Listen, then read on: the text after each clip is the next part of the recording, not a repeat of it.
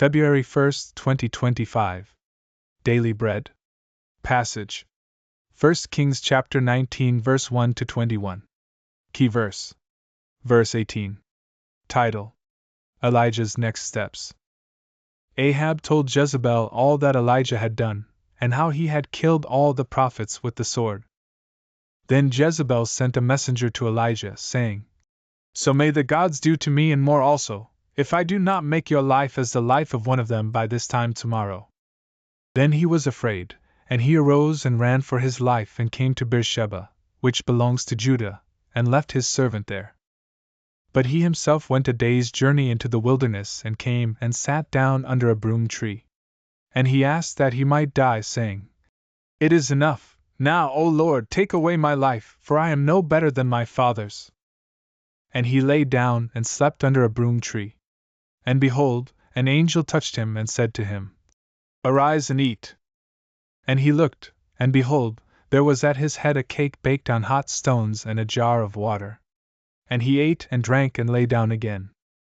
And the angel of the Lord came again a second time and touched him and said, "Arise and eat, for the journey is too great for you." And he arose and ate and drank, and went in the strength of that food 40 days and 40 nights to Horeb, the mount of God. There he came to a cave and lodged in it. And behold, the word of the Lord came to him, and he said to him, "What are you doing here, Elijah?" He said, "I have been very jealous for the Lord, the God of hosts. For the people of Israel have forsaken your covenant, thrown down your altars, and killed your prophets with the sword, and I, even I only, am left, and they seek my life, to take it away." And he said, "Go out and stand on the mount before the Lord." And behold, the Lord passed by, and a great and strong wind tore the mountains and broke in pieces the rocks before the Lord, but the Lord was not in the wind. And after the wind an earthquake, but the Lord was not in the earthquake. And after the earthquake a fire, but the Lord was not in the fire. And after the fire the sound of a low whisper. And when Elijah heard it, he wrapped his face in his cloak and went out and stood at the entrance of the cave. And behold, there came a voice to him and said, "What are you doing here, Elijah?" He said, "I have been very jealous for the Lord, the God of hosts. For the people of Israel have forsaken your covenant, thrown down your altars, and killed your prophets with the sword, and I, even I only, am left, and they seek my life, to take it away." And the Lord said to him, "Go, return on your way to the wilderness of Damascus. And when you arrive, you shall anoint Hazael to be king over Syria.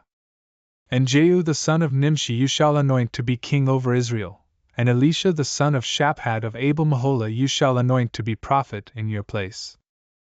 And the one who escapes from the sword of Hazael shall Jehu put to death, and the one who escapes from the sword of Jehu shall Elisha put to death.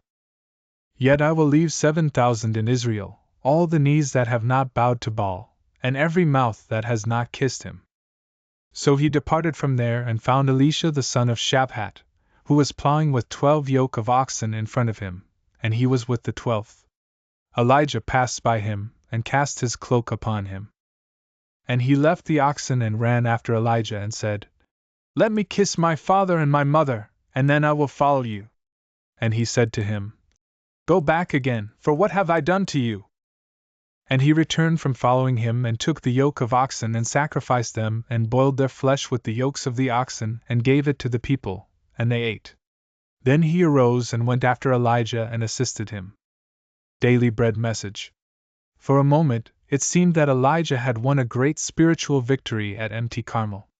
But now he had to flee for his life from Jezebel.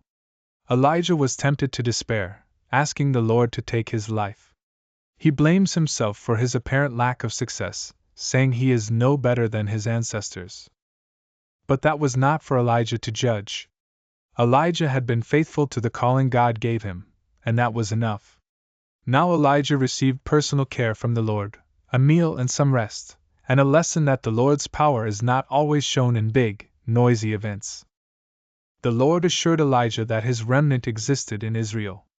Then it was time for Elijah to look toward the future, preparing someone else to carry on the work after him.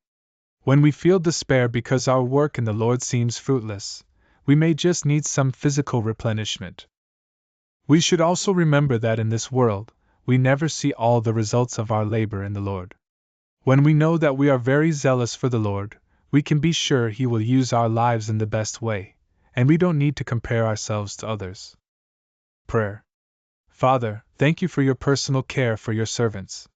Help me do the work you have for me and look to the future as well. One word. Rest and prepare the next steps.